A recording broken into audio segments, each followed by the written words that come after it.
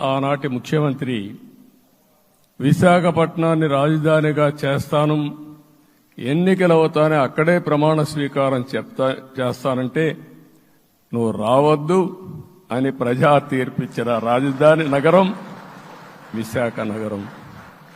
అంటే ఎలాంటి టెంప్టేషన్ కూడా లొంగలేదు వాళ్ళు. ఇది ఒక అనుభూతి. విశాఖపట్నాన్ని మర్చిపోయే సమస్య లేదు. తగిన గుర్తింపు ఇస్తాం, అభివృద్ధి చేస్తాం.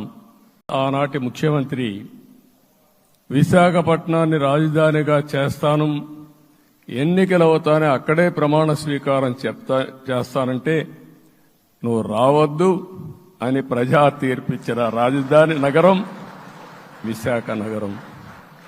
అంటే ఎలాంటి టెంప్టేషన్ కూడా లొంగలేదు వాళ్ళు. ఇది ఒక అనుభూతి. విశాఖపట్నాన్ని మర్చిపోయే సమస్య లేదు. తగిన గుర్తింపు ఇస్తాం, అభివృద్ధి చేస్తాం.